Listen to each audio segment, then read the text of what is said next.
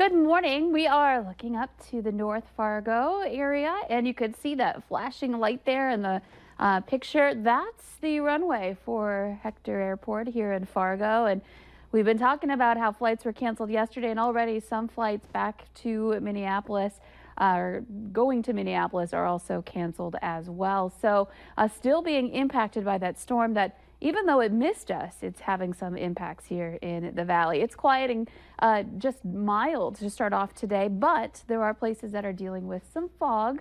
And a look at our dense fog advisory, that's until noon for Foster and Stutsman counties and beyond from there. So a dense fog advisory in place. That's an area where we're once again seeing that lower visibility thanks to the fog that's developed with the milder air that we've had recently and the lighter wind out that way.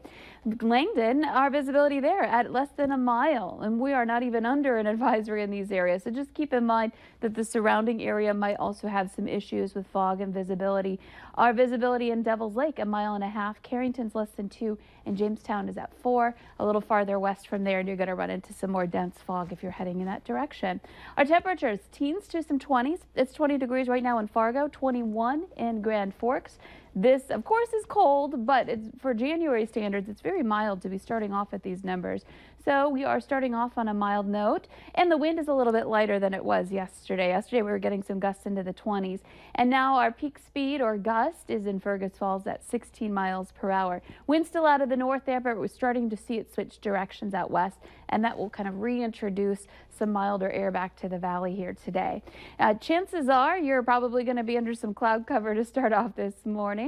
And checking out your tri-state view, looking a lot quieter in southern Minnesota, so they can continue the cleanup in that area. And back over toward I-90 there, just west or east rather of Rapid City, a little bit of light snow. But the main system is well off to the east. It's impacting Chicago now, so maybe if you have flights into Chicago today, you might want to make sure you check on those before you head out. And of course, lots of rain associated with that too, with the cold front on this very classic. Earlier, it was much more structured looking a cyclone here that's been impacting us.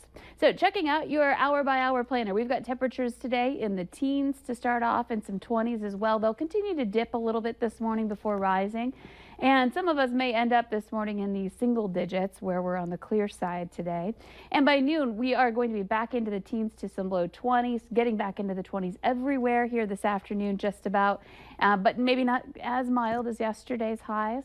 Maybe just a few degrees cooler. And then getting into the nighttime hours tonight, we still have some cloud cover hanging around, so it's not going to be a blue sky day, a perfect blue sky day, but I'm hoping still we'll get some sunshine in there.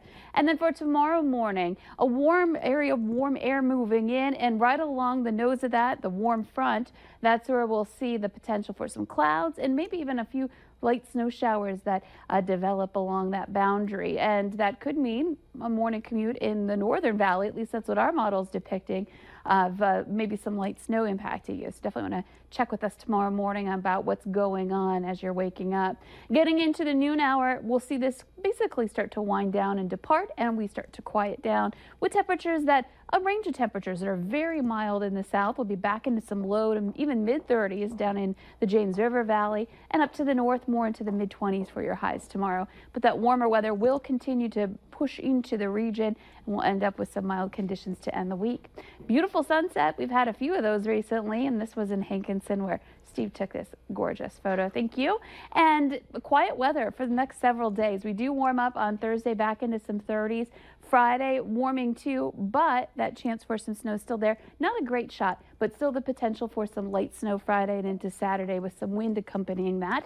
And temperatures will be sliding this weekend, so Sunday will end up being a little bit more on the cold side with a high of 10 degrees, but that's our coldest high of the 7-day planner, so still hanging on to some milder weather here as we're reaching the end of January.